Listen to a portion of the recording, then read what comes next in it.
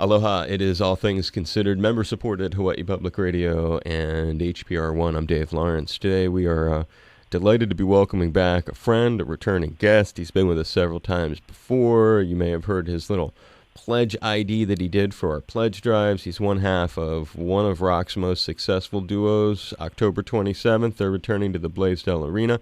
October 29th, they're going to hit the MAC. And we are privileged to welcome back from Hall & Oates and his incredible solo career that he's also got, John Oates, joining us. Aloha and mahalo, Brother John. Aloha, Mr. Dave. Everything's cool? Yeah, how you doing, man? Doing well. Sitting out here in Colorado, living the mountain dream. What animal is closest to you at the moment? 2 emus and a bunch of alpacas and llamas. I knew it would be different than the average person's. That's all. It's totally on my wife. She's the farmer in the family. I just do my best to keep it going. What do you feed an emu or a couple of them? They eat a certain kind of a ratite pellet. They are a ratite. They are a wingless bird, a flightless bird. They have wings, but they can't fly. They're like an ostrich, and they have a certain kind of pellet with some sort of protein in it, and they eat some corn, flaked corn. Are they hand feedable, or are they sort of, you need to put it in Well, you could maybe if you got the guts. Right, that's a serious mouth. They can be tough, and they can also be skittish. So we just feed them, and they do their thing, and What a beautiful thing. Do they have names, or they're just 2 emus? Yeah, Amy's got names for them. I have no idea. You don't call them by their name. You just shovel the manure and put out the redite pellets or whatever. That's right. There you go. So I was really one of the things that we've been talking about a couple times in the last few years, because I guess it takes that long to put together a book. And I see there's a date now for yours, an official date, April 4th, 2017, for Change of Seasons, The Untold Memoir. The Untold Memoir. Well, it's definitely an untold one because I never did one before. That's kind of a little bit redundant if you're, especially if you're writing a book. I think you'd at least want to have your English together. And that's what the title of it says, though, right? Well, you know what? I better talk to the publisher about that. Because I'm just reading off of your Facebook, my brother. But Change of Seasons, that part, I guess, will stay. Oh, yeah, it's called Change of Seasons, and I guess they just, the Untold Memoir sounds just better than the memoir. Right. And it's got a little more pizzazz, I guess.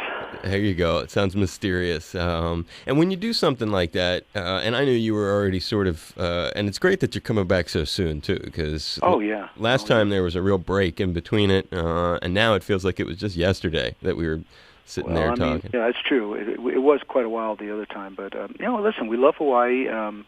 We have a private show that we're doing in Maui, and that was a nice impetus to kind of get us over there. And then once we were over there, of course, we're going to do some shows for the peoples. So it worked out good. Those are cool, huh? Those private shows. It's got to be a fun way to get to make a living. They do well. They're fun to do.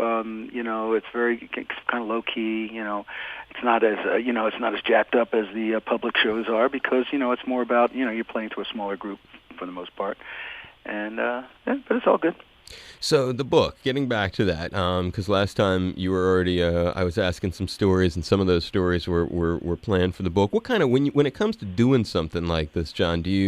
What in terms of research and work that you have to put into it? Is there a notepad?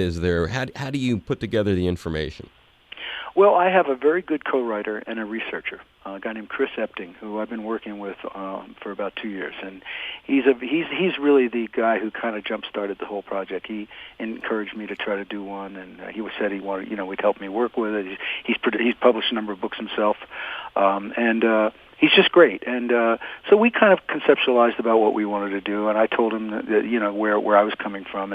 I didn't want it to be the Hall & Oates story without Daryl, but at the same time, I can't separate my life from the Hall & Oates story.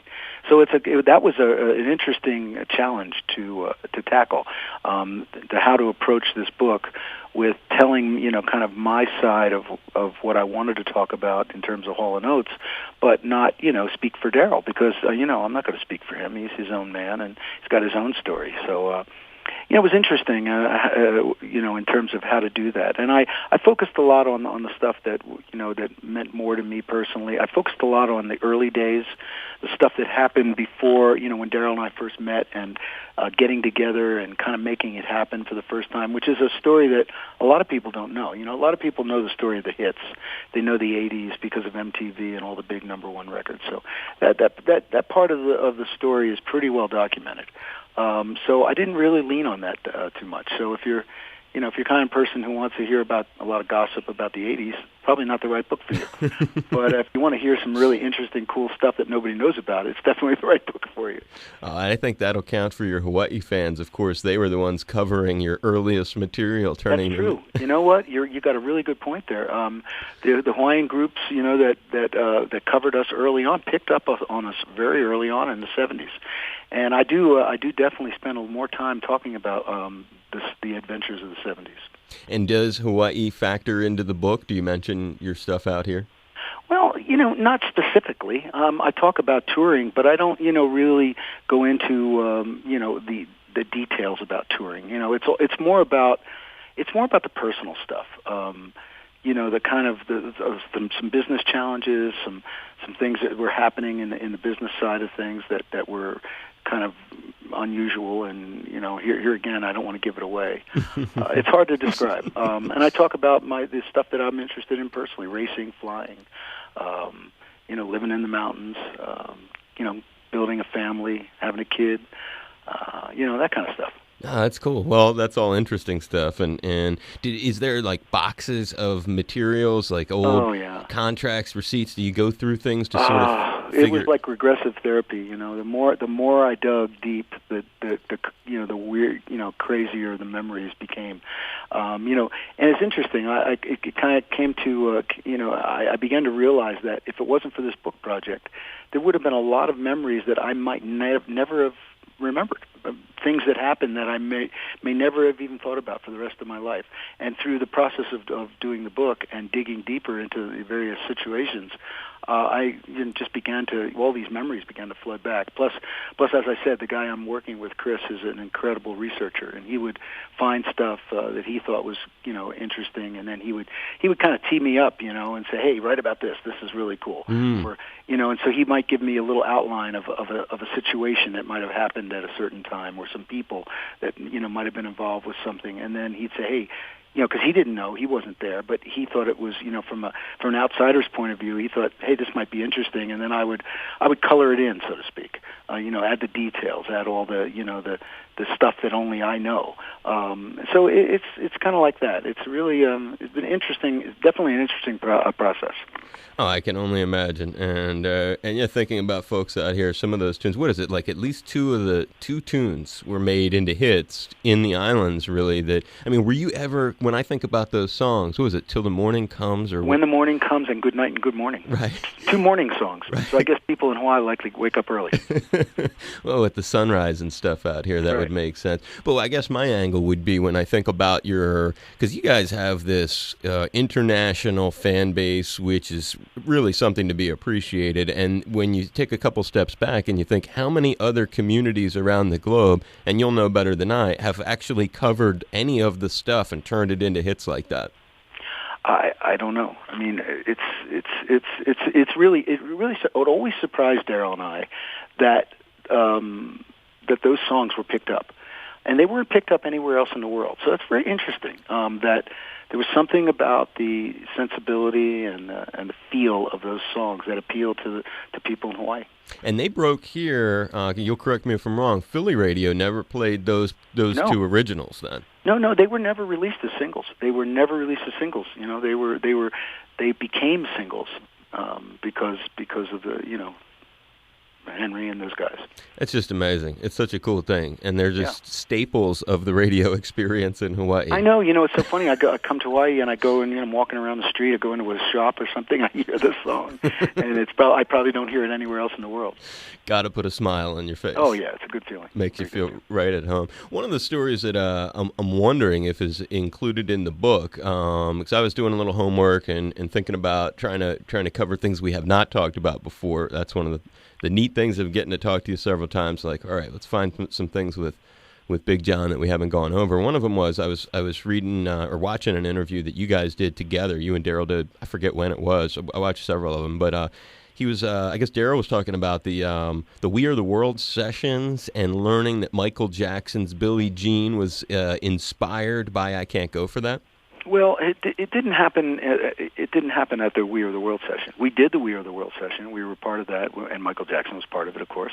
But no, he told us that backstage at one of our shows in L.A. that he came to. What's your memory of that incident? Oh, he just said that he loved to dance to I Can't Go For That in front of his mirror in his bedroom. He thought that was like he got a lot of that groove turned him on. So, and if you listen to Billie Jean, you can basically hear he basically took that groove idea and said, okay, I'm going to do something with that.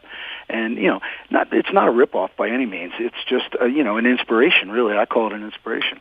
Was that at the time when he I mean, having a guy, and if you look at John's Facebook page or other social media, you see constantly all kinds of stars. You're just a multi-generational, multicultural sort of phenomenon. So people of all different walks of life who are well known have grown up being Hall & Oates fans. But when a cat like MJ shows up backstage, and no doubt you were doing all kinds of big gigs, did it make you excited? Were you like, oh my God, there's Michael Jackson? Or how do you react when a guy like that shows up? I mean, I'm not trying to be blasé, but he's a musician just like us. I don't look at him from the point of view of a fan. I look at him from the point of view that he's an incredible musician. Right. And sure, it's always flattering when a great musician, somebody that you think is good, comes back and wants to talk and hang and meet you and then says something like that they're that they feel like that they were influenced by something you did. That's a huge compliment, and so that's how we looked at it. It wasn't like, oh my God, Michael Jackson, oh right. my God, I got to get his autograph. No, I didn't get his autograph. I think we took a picture or something, but that's about it. And what was it? How long ago, approximately? What era was that in? It was obviously before was when it had to be after I Can't Go For That came out and before Billie Jean came out. Right. So I'll leave that one up to you. Another cool thing you mentioned your passion of cars, and which is something I've never really discussed. We've talked about cars, but we never talked about driving in different ways. And I saw on your Facebook page Cadillac used in a video belonged to Roy Orbison. What's that all about? Well, I did a song recently. I did there's an album coming out. It's a tribute album for an songwriter named Steve Forbert, who's really great.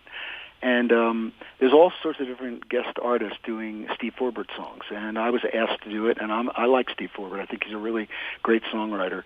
So I chose one of his songs, a song called I Blinked Once, and a really cool song. And I did a duet with the great Becca Bramlett. And the record company that's releasing the album heard it, and they thought it was going to be, a hit single from the album. They wanted to release it as a single, so we did a video.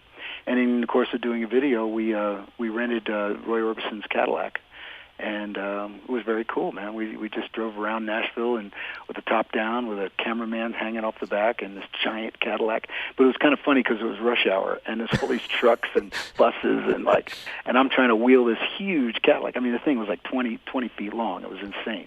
And I'm trying to wheel this thing through the city, and I'm trying to sing at the same time while I'm being, filmed. So it was cool. But just the fact that we were, using Roy Orbison's Cadillac.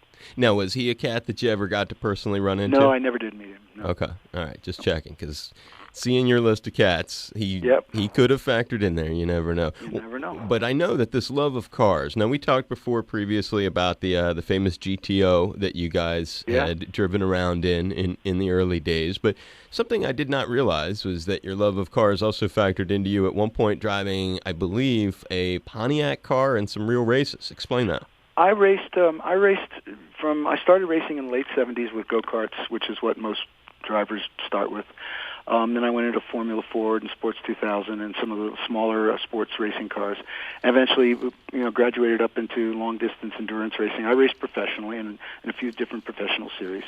And that went on until the mid-'80s, really. And then I had an accident, at a racetrack and decided I was probably better off, quitting while I was ahead, so to speak. And that's what happened. So I drove all sorts of cars. And the Pontiac was I drove a Pontiac Fiero, and it was a race car, not the street car, and I drove it in a race. In fact, that was the race I had the accident in, and it was due to the fact that we had a tour sponsorship at the time with Pontiac. Right. Pontiac had sponsored a Hall & Oates tour, and then through that, I got involved with the racing program. And that was like mid-'80s when that car had just come out or whatever. That's right. And that's around the same time, another one being and that's another Philly. I saw another Philly thing on there. We always have to, you always bring me back to my Wilmington roots. I see a photo of you. I guess there's two photos there. You're in the Philly area. You got Chubby Checker in the picture, and you're eating a fresh cheesesteak, it looks like. I've tried to squeeze all my Philly references in a short period of time. You get to Philly, you got to have a cheesesteak, a soft pretzel, and if you meet Chubby Checker, then I guess your life is complete. And a little water ice too. What happened to the water? That's true. I forgot the water ice. I missed that one. And that was recently, huh? Yeah, that was just about a month ago when we were on tour. When we played in Philly. That's cool. That's very cool. And thinking of Philly, I guess I brought that up because, and when we were talking about the Fiero thing, right around that same era was two big things that happened in your life. I mean, many big things, but two things that a lot of your fans probably know about. One of those was Live Aid, a massive event, Philly, JFK Stadium. Now, before we think about Live Aid, had you ever gone to shows there yourself, John? At JFK Stadium? Yeah. No. Never had seen anybody there. No. Prior to playing there. No, in fact, I don't think anybody really played there. That wasn't a venue. It was in Philly. It was the Spectrum, pretty much, and the smaller venue was the Electric Factory, and then there was, of course, the Tower Theater, and then the Uptown Theater for R&B shows, but. No, and the Philadelphia Folk Festival, things like that. No, I don't think JFK was really used for big venues. Big John, there were a couple. I can name them for you. Well, I obviously wasn't big enough to do it. No, well, not that. I mean, in terms, I meant more just showing up as a fan. But in '87, I remember the Dead played there with Dylan. '89, the Dead played there with Hornsby. Right. I was in the parking lot for the first of those. Yeah, but you're talking about '87 and '89. Live Aid was '86. Right. Oh, you mean prior to? Prior to that, I don't recall anything. I might, I'm not an expert on who played where, but I don't know of anybody. Listen, when I was living in Philadelphia, I never saw anything advertised at JFK Stadium. No, I don't doubt it. I don't doubt in the earlier days. I also saw Floyd there in '87. Which was a very interesting show. But so there you are at this huge horseshoe. Holds 100,000 people. What was it? What was that all about? I mean, you remember getting the offer for it. What are some Live Aid related memories that pop into your mind? Well, I just remember that it was, kind of this. They didn't have, like, the backstage was very cramped and crowded with a bunch of makeshift trailers. They didn't have enough trailers to serve as dressing rooms for all the bands, so bands had to go into the trailer before their show, use the trailer, and then leave. And then you got kicked out, and then another group would come in and take the trailer over, and then so when the bands who were finished, who had played earlier in the day, they would just be hanging around. So everybody was hanging around, like just in a tent and walking around and standing backstage. So it was really cool. Everybody was very chill and hung out with each other, and we played in the evening. We were actually headlined the show with Mick Jagger and with Tina Turner and Eddie Kendrick and David Ruffin from the Temptations, and we did our set. So and then we reprised the thing that we did at the Apollo Theater with Eddie and David from the Temptations, and then Mick came out. So it was pretty wild. I mean, it was an incredible night. We were on stage for a long time. You had your black leather pants on July 13th. I don't remember. See, you know all this stuff. I have no clue. Well, I was watching it yesterday and just thinking, man, he doesn't look like he's steaming, but it had to be really hot up there wearing that sort of outfit. How about the hairstyles back then, huh? So much has changed since 1985.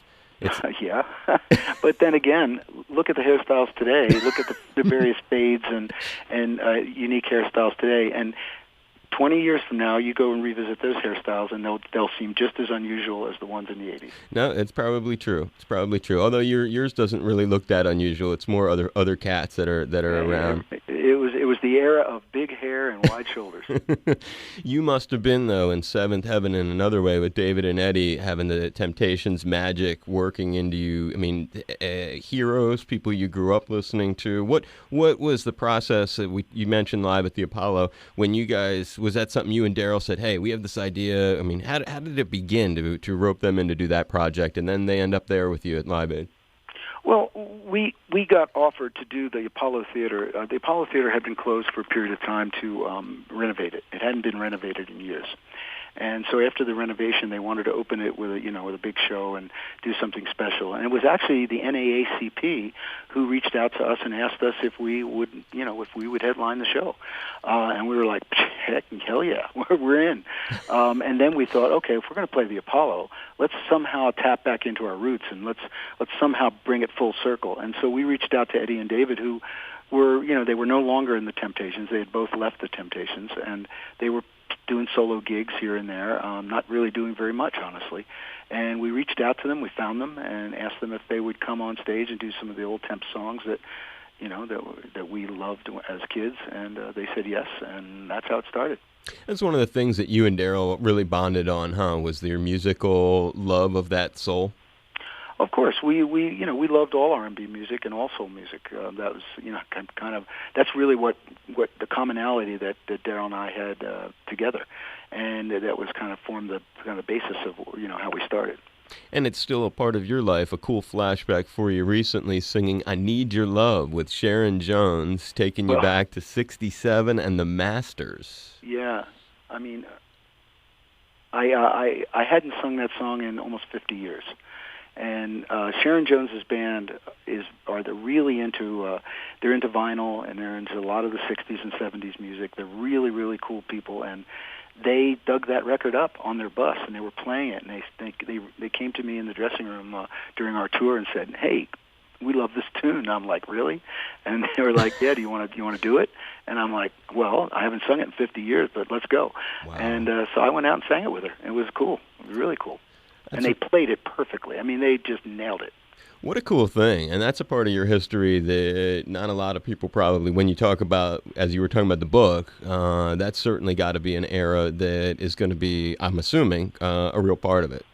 Oh, well, that's all that stuff. The recording of that particular song with my high school band is in the book, of course, and all that kind of stuff is happening. You were in high school, John, at that time?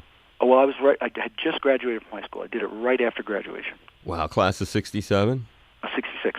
Class of 66. Look at you. I think it came out summer of 67. How do you and Daryl look so good after? I mean, you don't look, it's amazing when you look at all these new pictures of you doing all these appearances and stuff. I mean, it's remarkable. One wouldn't think that 66 was your graduation year. Well, I know. I've got good genes, and I take care of myself. And, still got my hair, and I work out, and I've never abused, myself too badly during the crazy days.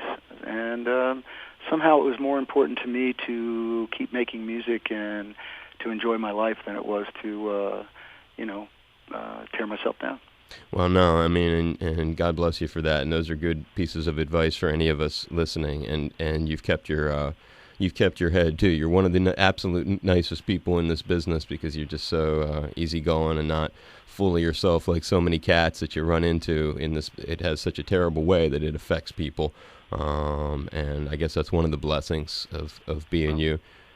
Well, we try our best, No, and you can do. And you do. And just a couple more, and I'll wrap it up with you. Sure. In the early days, there are a lot of, I always dug, when I was a kid, Bill Graham was a sort of like a heroic figure, not just because of being a Deadhead, his association with them, but also his, the way he would book, I guess you would say challenging bookings, the diversity that he would try to put on bills. When you think about you guys and maybe strange bookings, and not in a bad way, but just unusual bookings when you think back, man, I can't believe we shared the same tour with or the same bill with. Mm-hmm. What are some ones that stick out as just really esoteric combinations?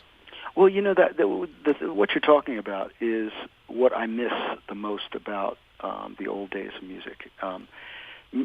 Especially in the 60s and even into the 70s, there weren't so many categories and subcategories of music, that were created by radio stations and record companies and various, music biz, folks to have different genres. It was just music, and you either liked it or you didn't, and that you'd see the Rolling Stones playing with, the Rolling Stones would play with Ike and Tina Turner, and and they would do all sorts of combinations that were, seemingly unusual. But then people just said, hey, if it's good music, we're digging it, kind of thing. And that's how I've always been. I'm very open-minded about music. To me, there's only two kinds of music: good and bad, and that's based totally on your own opinion. And everybody's got their own opinion, and that's fantastic. So if you like something, you listen to it, you check it out, you enjoy it. If you don't like it, there's plenty more out there. So that's how I think it should be, anyway. And any of those bands though that come to mind, is there one particular weird? I'm not weird again. Oh, we opened for David Bowie on his first Ziggy Stardust tour. We opened for Stevie Wonder. We opened for Blood, Sweat and Tears. We even opened for Cheech and Chong. So, wow. We played with a lot of cool people and crazy people. We were all over the place. I've got pictures in the book. I got a picture of that I found in my basement of me, Daryl, and let's see, it was Eric Burden, John Mayall, and who was it? Frank Zappa. Wow. Standing backstage at one of our shows. They all came to see us. So, it was kind of, it was cool. And so I'm finding all these cool pictures and stuff that, like you even mentioned the old GTO that we used to tour in. I found a picture of that. And I found a picture of my high school band standing in front of the GTO, and then, of course, Daryl and I bought it, and we went on tour with it in the early days. So got a picture of the old car, and it's cool stuff. I'm really looking forward to that. That's going to be a real special book. And as we go to wrap it up, I see Paper Bird album you recently co-produced. That's one of the neat things. When you talk about the diversity of taste that you have with music, I think that's a great illustration that you get involved with so many different flavors in your life these days. Give a little plug to your involvement with that. Well, Paper Bird is a band out of Denver, and they're really, really good. They're very unique. There are three gals who are the singers, and it's like three lead singers who also sing harmony with each other, and it's very unique. That's what appealed to me about them. They're incredible singers. And then a power trio behind them, bass, guitar, and drums. So I liked the elegance and the simplicity of the band. There was not a lot of clutter, not a lot of instrumentation. It was very lean, but the girls are just incredible singers. And I was asked to help them with their songwriting because their manager had seen me do some of my solo acoustic shows, and I guess liked where I was coming from in terms of songwriting, and said, hey, can you help these guys pull some of their songs together? So I went to work with them in Denver just to hang out and meet them and, just check out the synergy, see if it was there and chemistry. And I liked them a lot. I got along really well with them. And we worked on some songs, and they were very happy with the direction that I was trying to, help them with. And so that it evolved into me producing them. It didn't start that way. And then after working on the songs, they said, hey, will you produce some tracks for us? Ended up producing the whole album. So that's how it is. It's coming out on 30 Tigers label in September. And I'm anxious to see what the world thinks of them because I think they're really good. That's cool. And you still got your finger in the Nashville scene too, right? Oh yeah, I'm in Nashville. I'm pretty much living in Nashville at this point. We're just spending some time in Colorado in the summer, and we've kind of made the move, and we're definitely living in Nashville, and I'm loving being there. I love the people. Made a great musical community. We get along great. A lot of great opportunities happen when you're there, and I love it. How's it work with transporting the emus back and forth? They go on the plane? Well, we don't do that. See, that's the thing. They're out here in the fields, and we just have to figure out. It's just part of life's challenges, figuring out what to do with the animals. Yeah, I didn't think they were going to be going on the plane. Time to go back to Nashville, guys. Get on the plane. No, they don't do that. As the final thing, you mentioned, no more questions, really just a seed in your head. You mentioned your solo acoustic side. After all these years, I would love to, and I know you always bring one with you, because last time we were hanging at the hotel, I saw it in your room, your acoustic.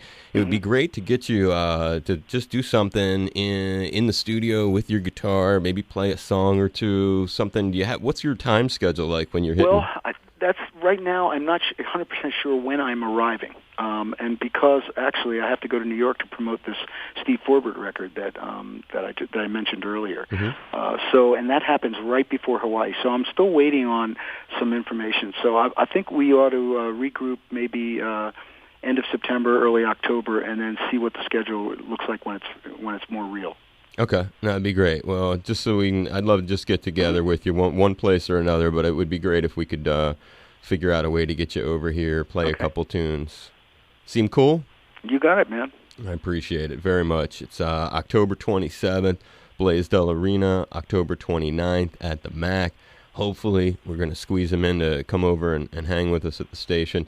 It's John Oates from Hall & Oates. Hope you had fun talking today, brother. Oh, of course, man. Dave, you're the best, man. And look forward to seeing you when we get to the islands. It'll be great to see you. I'm giving you a big hug.